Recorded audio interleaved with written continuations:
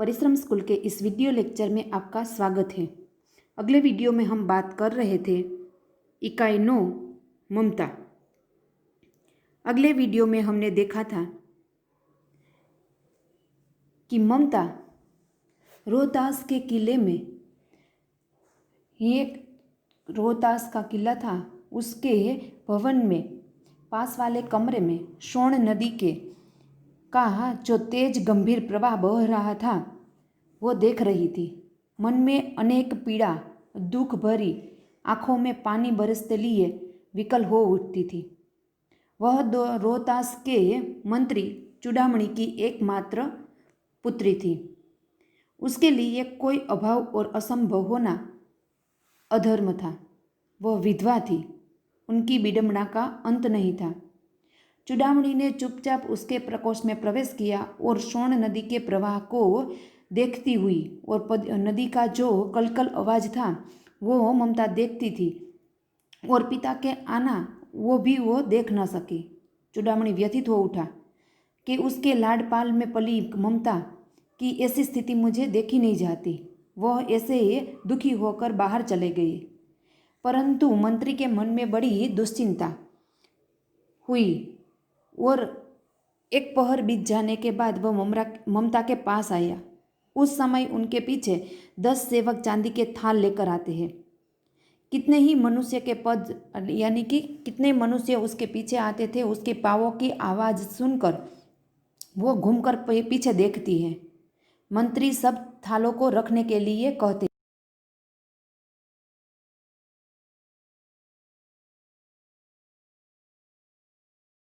लिए बेटी उपहार है। चूड़ामणि ने कहा। वह स्वर्ण के ऊपर जो चांदी के थाल थे उसके ऊपर जो पीला कपड़ा ढका था वो हटा दिया, और चांदी के थाल में सोने भरे थे वो उसके उपहार भेंट दिया। ममता थोड़ी देर चुपचाप ही रही।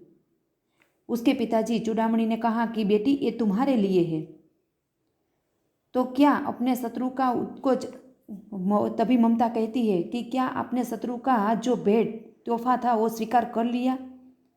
उसके पिताजी से कहती है कि वह अर्थ है या अनर्थ, उसे लौटा दीजिए पिताजी, हम ब्राह्मण लोग हैं, इतना सोना लेकर हम क्या करेंगे। वो उसको पिताजी से कहती है कि जिसना कि शीघ्र ही अपना पतन होने वाला है। इसके पिताजी उसे कहते हैं कि किसी भी दिन हमारा पतन हो सकता है, किसी भी दिन शेरशाह रोहतास पर अपना अधिकार जमा लेंगे। उस दिन हम मंत्रित्व नहीं रहेंगे, तब के लिए ये बेटी उपहार स्वीकार कर लो। ममता कहती है, हे भगवान, उसके पिताजी से कि हे भगवान, ये विपद के लिए इतना आयोजन, ये अपनी इच्छा के विरुद्ध है पिताजी। क्या हमें इतनी भी भीख नहीं मिलेगी? क्या कोई हमें एक मुट्ठी अन्न भी नहीं देगा? ये असंभव है। फिर उसके पिताजी काँप रहे थे, उसकी आँखों को अंधा बना रही थी। यहाँ तक हमने देखा था। अब हम देखेंगे आगे।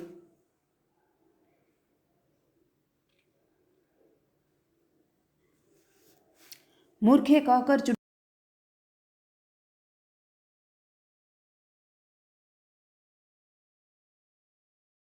देने के लिए कहा। इसलिए चूड़ामणि कहते हैं कि मूर्ख कहकर वहाँ से चले जाते हैं। दूसरे दिन जब डोलियों का तात आ रहा था, चूड़ामणि का हृदय धक धक करने लगा। वे अपने को रोक न सके। उन्होंने जाकर रोहतास दुर्ग के तोरण पर डोलियों का आवरण खुलवाना चाहा। पठानों ने कहा, यह महिलाओं का अपमान करना है। चूड़ामणि कहता है कि डोलियों का तात वो महिलाओं है। वो कहता है कि अगले दिन डोलियों में महिलाओं के रूप में बैठकर शेरशाह के सैनिकों के साथ, महिलाओं के वेश में शेरशाह सैनिकों के साथ रोहतास के किले में प्रवेश करेंगे। तभी चूड़ामणि अपने आप को नहीं रोक सकेंगे। उन्होंने जाकर रोहतास के तोरण पर जो डोलियों का आवरण रखा था वो खुलवाना चाहा, और पठानों ने कहा, ये महिलाओं का अपमान करना है कि ऐसा आयोजन तुम करोगे तो महिलाओं का अपमान होगा। बात बढ़ गई, तलवारें खींची गई, मंत्री वही मारे गए, राजा रानी और कोष सब छली शेरशाह के हाथ पड़े। निकल गई ममता, डोली में भरे हुए पठान सैनिक दुर्ग भर में किले फैल गए, परंतु ममता न मिली। ऐसे में बात बढ़ गई, तलवारें एक दूसरे पर तलवार खींच गई और रानी और कोष सब छली शेरशाह के हाथ पड़ गए। राजा और रानी सभी उसके हाथ में आ गए। वो कहता है कि जो सब तलवारें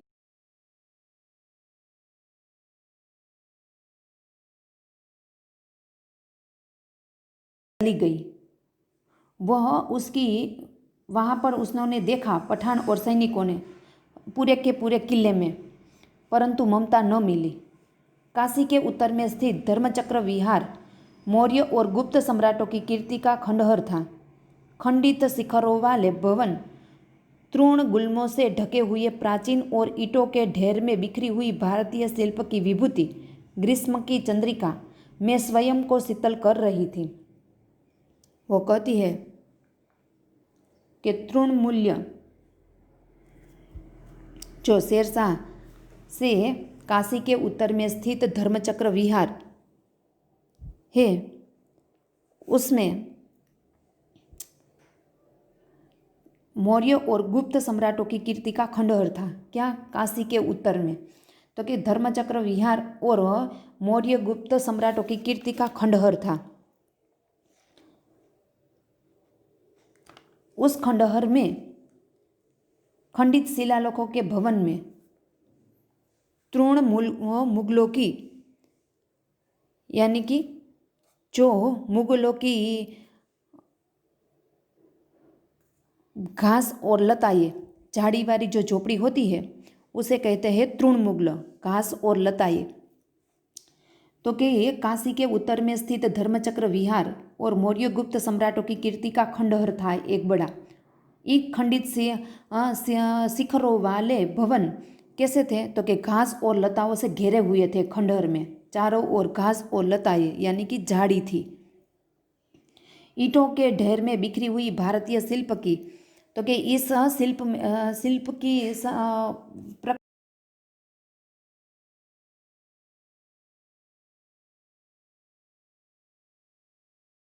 चंद्रिका चंद्रिका में स्वयं को शीतल कर रही थी। तो कि जो ये इस संस्कृत शिल्प स्थापत्य था वो स्वयं को शीतल कर रही थी। जहाँ गौतम का उपदेश ग्रहण करने के लिए पंचवर्गीय भिक्षु पहले मिले थे, उसी स्तूप के भग्नावशेष की मलिन छाया में एक झोपड़ी के दीपालोक में एक स्त्री पाठ कर रही थी। जहाँ गौतम बुद्ध ने यह उपदेश दिया था, तो कि प्राचीर यानी कि चहार दीवारी, विभूति यानी कि समृद्धि। तो कि ये जहाँ गौतम बुद्ध ने उपदेश ग्रहण किया था वह पंचवर्षीय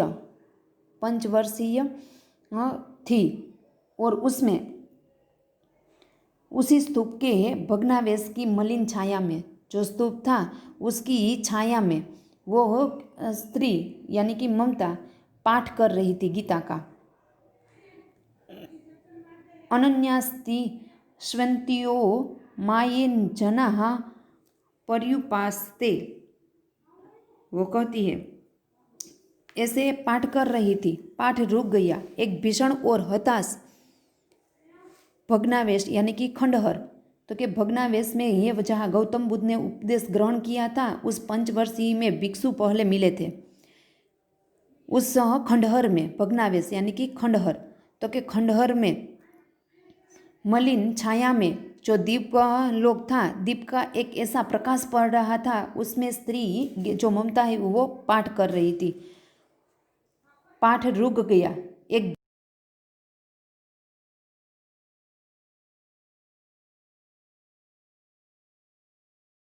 सा मंद यानी कि धीमा आश्रय यानी कि ठिकाना। तो कि ऐसे में ये जो खंडहर था उसमें दीपक जैसा प्रकाश फैला हुआ था इस खंडहर में, और इस प्रकाश में वो पाठ कर रही थी। अचानक उसमें पाठ रुक गया और भीषण यानी कि पाठ रुक गया और धीमा निराश होकर धीमे स्वर में उसने प्रकाश में खड़ी हुई, जो धीमा प्रकाश था उसमें खड़ी हुई स्त्री उठी। उसने कपाट बंद करना चाहा, परंतु उस व्यक्ति ने कहा, माता मुझे आश्रय चाहिए। ऐसे में पाठ कर रही थी और भीषण वो घबराई हुई थी। फिर निराश होकर उसने ये जो दीपक प्रकाश थोड़ा पड़ रहा था उसमें खड़ी हुई, और ऐसे ही खड़ी हुई कि कपाट बंद किया और उसने एक आवाज़ सुनी कि मुझे आश्रय चाहिए। तभी ममता कहती है कि तुम कौन हो? स्त्री ने पूछा। मैं मुगल हूँ। ऐसे में आवाज़ आई कि मैं मुगल हूँ, चौसा युद्ध में शेरशाह से विपन्न होकर रक्षा चाहता हूँ। इस रात अब आगे चलने में ये असमर्थ है। वो कहता है कि मुझे आश्रय चाहिए।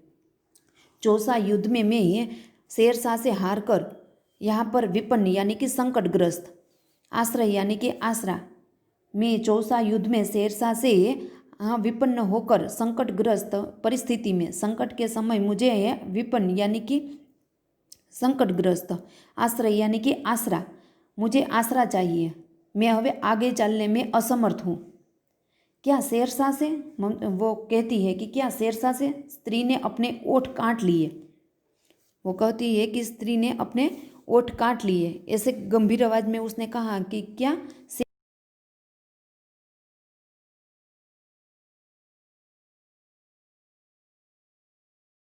क्रूर यानी कि निर्दय, निष्ठुर, तुम भी निष्ठुर हो, क्रूर हो। वही भीषण रक्त की प्यास, वही निष्ठुर प्रतिबिंब तुम्हारे मुख पर भी है।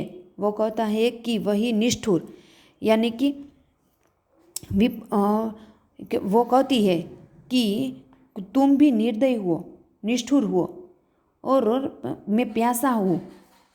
मुझे एक प्रतिबिंब तुम्हारे मुख पर भी है, ऐसा प्रतिबिंब तुम्हारे मुख पर भी है। सैनिक, मेरी कुटी में स्थान नहीं है, जाओ कहीं दूसरी आश्रय खोज लो। वो कहती है कि तुम भी ऐसे निर्दयी निष्ठुर हो, इसीलिए तुम्हें मेरी कुटी में आश्रय नहीं मिलेगा, तुम कहीं दूसरे जगह स्थान ले लो। गला सूख रहा है, साथी छूट गए हैं, अश्व गिर गए हैं। वो कहता है कि मेरा गला सूख रहा है और मेरे जो साथी मंत्री है वो भी मेरे से अलग हो गए हैं, अश्व गिर गए हैं। मेरे साथ जो अश्व यानी कि शस्त्र जो थे वो भी छूट गए हैं।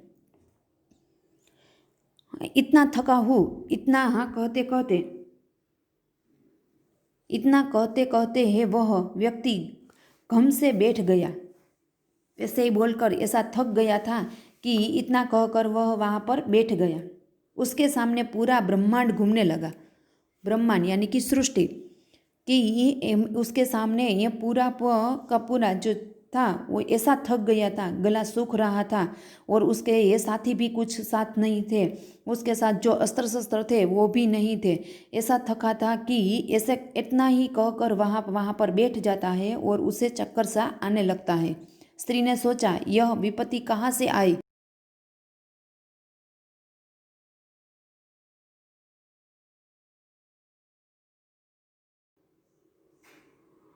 उसने जल दिया, जल यानी कि पानी। उसने ये मुगल हुमायूं को पानी दिया और मुगल के प्राणों की रक्षा हुई। जो हुमायूं उसके आश्रय आया था उसके प्राणों की रक्षा हुई। वह सोचने लगी कि यह सब दया के पात्र नहीं।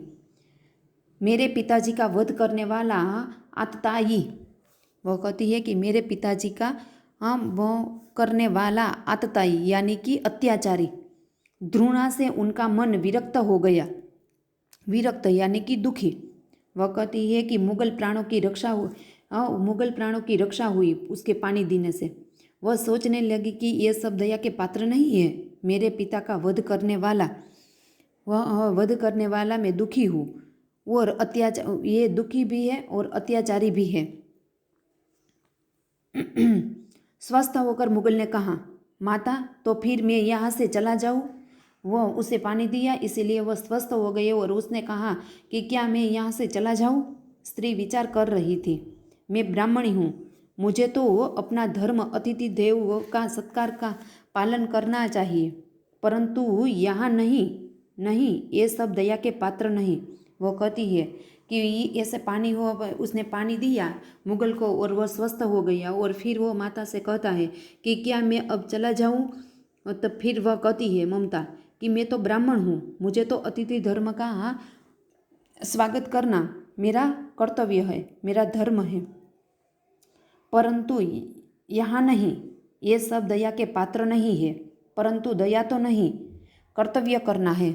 ये दया के पात्र नहीं है तो कोई बात नहीं, परंतु ये मेरा अतिथि देवों का सत्कार करना।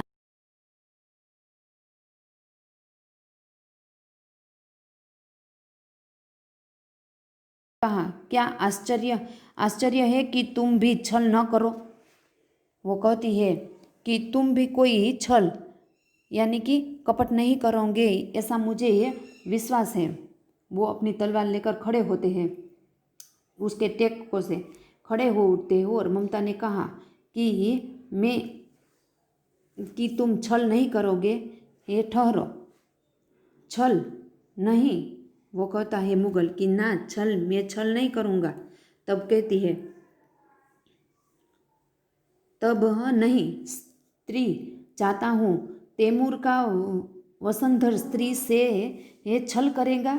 वह कहता है कि तैमूर का वसंधर छल करेगा। सब अपना चाहता हूँ, भाग्य का खेल है कि सब अपना अपना भाग्य का खेल है। ममता ने कहा यहाँ कौन दुर्ग है, दुर्ग यानी कि किला, यह झोपड़ी न, जो चाहे ले लो। ये थोड़ा कौन सा किला है। वो कहती है ये तो मेरी झोपड़ी है, जो चाहे वो ले लो, मुझे तो अपना कर्तव्य निभाना पड़ेगा। जाओ भीतर, थके हुए पथिक पथिक यानी कि वो कहती है कि तुम थके हुए हो, तुम अपनी ही झोपड़ी में जाओ, तुम चाहे तो कोई भी हो, मैं तुम्हें आश्रय दूंगी। सब अपना धर्म छोड़ देते तो क्या मैं भी छोड़ दूँ। मुगल ने चंद्रमा के मंद प्रकाश में वह महिमाया मुखमंडल देखा। महिमाई यानी प्रभावशाली। उसने मन ही मन नमस्कार किया और ममता पास की टूटी हुई दीवार में चली गई। भीतर थके पथिक ने झोपड़ी में विश्राम किया। ममता ने कहा कि ये कौन सा किला है, यह तो मेरी टूटी फूटी झोपड़ी है, जो चाहे ले लो, मुझे तो अपना कर्तव्य निभाना पड़ेगा।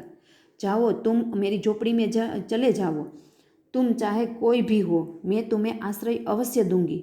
सब अपना धर्म छोड़ दे तो क्या मैं भी अपना धर्म छोड़ दूँ।